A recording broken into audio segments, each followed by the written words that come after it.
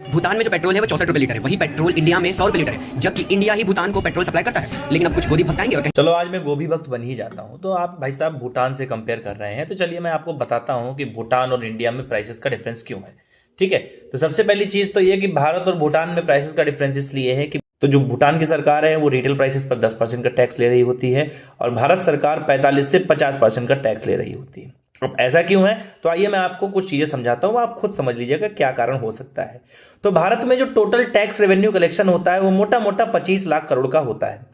अब इस 25 लाख करोड़ में अगर हम इंटरेस्ट पेमेंट्स को हटा दें, साइड में रख दें इंटरेस्ट पेमेंट को, जो कि करीब करीब 6.5 लाख करोड़ के होते हैं, तो करीब करीब 19 लाख करोड़ रुपए का खर्चा सरकार सब्सिडीज में खर्च कर रही है, चाहे वो एनर्जी सब्सिडी हो, फूड सब्सिडी हो, फर्टिलाइजर सब्सिडी हो। उसके बाद सरकार पेंशन दे रही है, उसके बाद सरकार सैलरीज दे रही है, भैया बहनी सम्मान योजना, ठीक है, लाडली बहना योजना, फलानी योजना, धमाकी योजना, कभी किसान सम्मान निधि, कभी फलाने सम्मान निधि। तो ये जो आपकी चल रही हैं स्कीमें, ये दे रही है। फ्री में जो है आपको राशन दिया जा रहा है। रोड की अगर आप बात करें, रोड नहीं बन रही, तो रोड बन रही है भाई साहब। रोड में डेवलपमेंट की बात करें तो 60% का रोड में इंक्रीमेंट है, 1456% का रेल इंफ्रास्ट्रक्चर में इंक्रीमेंट है, 119% का एयरपोर्ट्स में इंक्रीमेंट है। ठीक है, उसके बाद अगर हम बात करें तो आज city to city direct connectivity है रोड्स की। हाँ, चैलेंजेस है, करप्शन हुआ है, उस पर भी क्वेश्चन किया जाएगा और किया जाना चाहिए। लेकिन जो ये बोल देते हो कि कुछ हो ही नहीं रहा, तो ऐसा नहीं है, अंधे मत बनो भाई साहब।